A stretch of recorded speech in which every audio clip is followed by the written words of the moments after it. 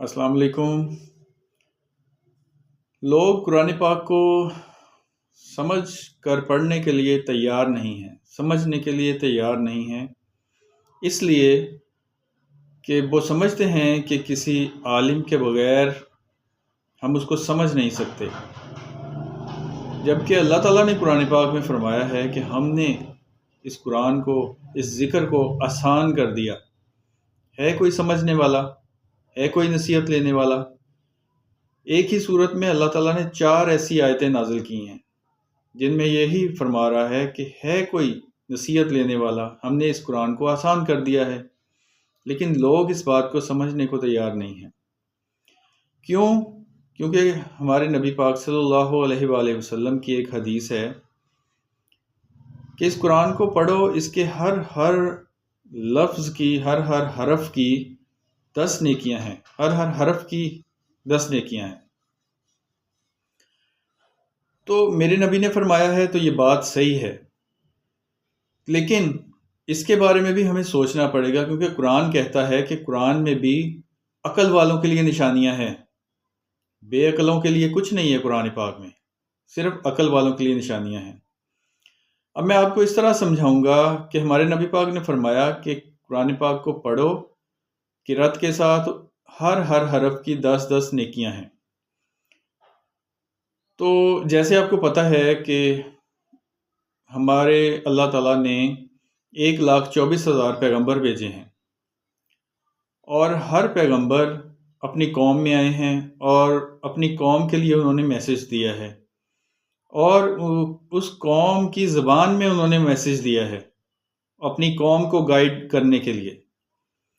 تو قرآن پاک میں بھی ایک آیت ہے سورہ ابراہیم کی، سورہ ابراہیم 14 نمبر سورت ہے، اس کی آیت ہے 4 نمبر۔ اس کا ترجمہ میں بیان کر دیتا ہوں۔ اس کا ترجمہ ہے، ہم نے ہر نبی کو ان کی قومی زبان میں ہی بھیجا تاکہ وہ ان کے سامنے وضاحت کر دیں، وضاحت سے بیان کر دیں۔ یعنی کہ جو نبی بھی آیا ہے وہ اپنی قوم کی زبان میں آیا ہے، اور جیسے آپ جانتے ہیں کہ ہمارے آخری نبی صلی اللہ علیہ وآلہ وسلم عربی تھے، اور وہ قرآن پاک بھی عربی زبان میں نازل ہوا ان کے اوپر، اور انہوں نے جو کہا کہ ہر حرف کی 10 نیکیاں ہیں، تو اس کا مطلب ہے انہوں نے اپنی قوم سے کہا، تو ان کی قوم، ان کے ارد گرد کے رہنے والے لوگ سارے عربی جانتے تھے اور اس کو سمجھتے تھے، اور وہ ہر حرف کو جو پڑھتے تھے اس کو سمجھتے تھے اچھی طرح۔ تو اس لیے سمجھنے والوں کے لیے 10 نیکیاں ہیں جو اس کو سمجھتا ہے۔ مثال دیتا ہوں آپ کو، اگر آپ سعودی عرب چلے جائیں تو سعودی عرب میں بل بورڈز لگے ہوئے ہیں، بڑے بڑے رستہ بتانے والے، ہدایت دینے والے، کہ آپ ادھر ایئرپورٹ ہے، ایئرپورٹ کو چلے جائیں، یا مدینہ کی طرف جانا ہے تو بل بورڈ کے اوپر عربی میں لکھا ہوا ہے سب کچھ۔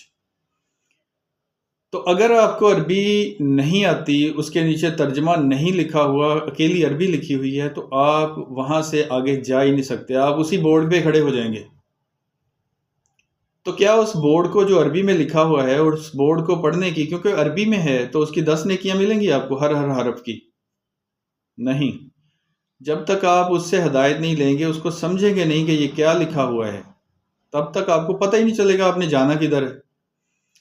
اسی طرح قرآن ہے، قرآن کو جب تک ہم سمجھیں گے نہیں اپنی زبان میں، ترجمہ نہیں پڑھیں گے، ترجمے سے قرآن کو سمجھنے کی کوشش نہیں کریں گے، ہمیں قرآن سمجھ نہیں آنے لگا، اور ہم قرآن کے ہر حرف کو سمجھتے بھی نہیں ہیں جو ہمیں اس کی نیکیاں ملیں۔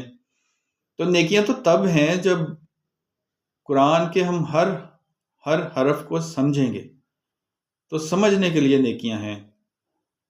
بغیر مطلب کسی چیز کے ہم اس کو پڑھی جائیں، کسی بھی کتاب کو پڑھی جائیں، ہمیں سمجھ نہیں آ رہی، انگلش پڑھی جائیں، آپ کو اس کی سمجھ نہیں ہے، تو کوئی فائدہ نہیں ہے۔ اس کے لیے بھی تھوڑا ہمیں سوچنا سمجھنا پڑے گا کہ جو نبی پاک نے بتایا تھا وہ اپنے ارد گرد کے لوگوں کو کہا تھا کہ اس کے ہر حرف کی 10 نیکیاں ہیں، کیونکہ وہ اس کو سمجھتے تھے۔ جزاک اللہ۔